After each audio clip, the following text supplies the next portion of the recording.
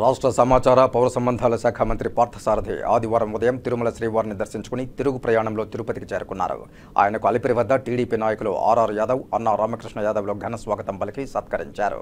అనంతరం ఆర్ఆర్ యాదవ్ ఆధ్వర్యంలో దాదాపు 200 మంది యువకులతో బైక్ ర్యాలీగా బయలుదేరి మంత్రితో పాటు కపిలతీర్థం, లీలామహల్ సెంటర్ నుంచి యాదవ భవన్కు చేరుకున్నారు. ఈ సందర్భంగా మంత్రి మాట్లాడుతూ బడుగు బలహీన వర్గాల అభ్యున్నతికి కూటమి ప్రభుత్వం కట్టుబడి ఉందని స్పష్టం చేశారు. ముఖ్యంగా ప్రతి పేదవారికి సొంత ఇంటి కలను నెరవేరుస్తామని హామీ ఇచ్చారు. గత ప్రభుత్వంలో అనేక భూకుంభకోణాలు జరిగాయని, జగనన్న కాలనీల పేరుతో పేదల భూములను, అటవీ భూములను వైసీపీ నాయకులు దోచుకున్నారని, ప్రతి కుంభకోణాన్ని విచారణ జరిపించి నిజానిజాలను నిగ్గుదేలుస్తామని, కబ్జాదారులను జైలుకు పంపుతామని హెచ్చరించారు. ఈ కార్యక్రమంలో టీడీపీ నాయకులు, అభిమానులు పెద్ద ఎత్తున పాల్గొన్నారు.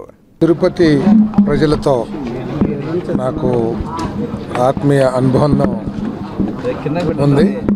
ఎందుకంటే చిత్తూరు జిల్లా ఇన్ఛార్జ్ మంత్రిగా పనిచేసినప్పుడు తిరుపతి ప్రజలందరూ కూడా నాకు అనేక విధాలుగా తోడుగా ఉండేవాళ్ళు.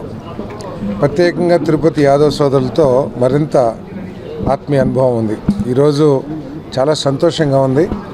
వాసుదేవ యాదవ్ సంఘం తరఫున యాదవ్ భవన్ నిర్మాణాన్ని చాలా ప్లాన్డ్గా యాదవ్ సోదరులందరికీ కూడా ఉపయోగపడే విధంగా కడుతున్నందుకు నేను వాసుదేవ యాదవ్ సంఘం నేను ప్రత్యేకంగా అభినందిస్తూ ఉన్నాను. తప్పకుండా ప్రభుత్వం తరపు నుంచి కూడా వారు ఆశిస్తే వారి తీర్మానాలు ఏమైనా నాకైతే పూర్తిగా తెలీదు. ఒకవేళ వాళ్ళకి అభ్యంతరం లేకపోతే నేను కూడా ప్రయత్నం చేస్తానని చెప్పేసి కూడా ఈ సందర్భంగా తెలియజేస్తాను. గత 5 సంవత్సరాలు కూడా, ఎందుకంటే పేదవాళ్ళు ప్రభుత్వం ఒక ఏదో గూడు జీవితంలో ప్రతి ఒక్కరికి కూడా ఆశ ఏంటంటే ఒక ఇల్లు నిర్మించుకోవాలి కుటుంబానికి అనేది. ఆ ఆశను ఆశగా చేసుకున్న ఆశల్ని మరి నిజం చేయడం కోసం ఆ రోజు చంద్రబాబు నాయుడు గారు ఈ టిడ్కో హౌజెస్ని ప్రారంభించడం జరిగింది. తర్వాత వచ్చిన వైఎస్ఆర్ కాంగ్రెస్ ప్రభుత్వం పూర్తిగా కక్షపూరిత ధోరణితో, వివక్షపూరిత ధోరణితో చంద్రబాబు నాయుడు గారి మీద అక్కస్తో ₹1 కూడా ఖర్చు పెట్టుకోకుండా ఆ ఇళ్ళని ఆ విధంగా ఉంచేసిన విషయం మనకు తెలిసిందే. మనం ఈ ప్రభుత్వం వీలైనంత త్వరలో వాటిని పూర్తి చేసి, ఎందుకంటే దాని మీద రుణాలు తీసుకొచ్చి గత ప్రభుత్వం వాటిని అన్నింటినీ కూడా పక్కదోవ పట్టించి ఆ ఇళ్ళ నిర్మాణానికి వాడలా. ఈరోజు ఈ ప్రభుత్వం తప్పుకోకుండా ఆ నిర్మాణాలు అవే కాకుండా ఏదైతే పిఎంఏ ప్రధాన మంత్రి ఆవాస్ యోజన కింద ఏదైతే ఇళ్ళు ఈ రాష్ట్రంలో శాంక్షన్ చేయబడ్డాయో దాదాపు 20 లక్షలు శాంక్షన్ అయినాయి. 6 లక్షల దాకా పూర్తయినాయి. మిగిలిన ఇళ్ళలో ఏదైతే నిర్మాణాలు ఉన్నాయో అవి కూడా పూర్తి చేసి పేదవాళ్ళకి అందిస్తాం.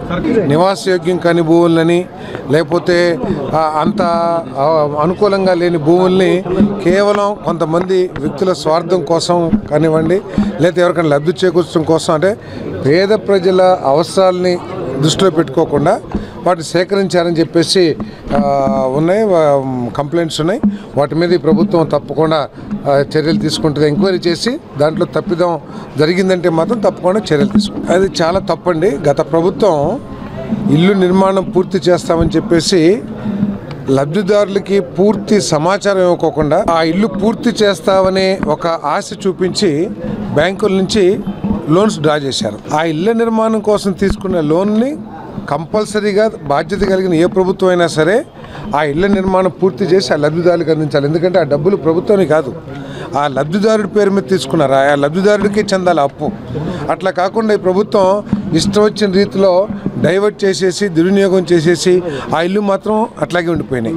ఈరోజు ఆ బ్యాంకులు, ఎందుకంటే కాలపరిమితితో ఉంటుంది కాబట్టి రుణం అనేది, ఆ బ్యాంకులన్నీ కూడా వీళ్ళకి నోటీసులు ఇచ్చి చాలా మానసికంగా చాలా ఒత్తిడికి గురి చేస్తున్నారు. నేను బ్యాంకులను కూడా మేము కోరుతా ఉన్నాం, మీరు ఎవరికైతే ఇచ్చారో వారి మీద చర్యలు తీసుకోండి. మీరు పేదవాళ్ళకి నేరుగా పేదవాడి అకౌంట్లో వేయలేదు. ఇంకా అంతేకాకుండా మీరు ఏ ఆశయంతో అయితే ఇచ్చారో, ఏ పని కోసం అయితే ఇచ్చారో ఆ పని పూర్తి చేయబడ్డా.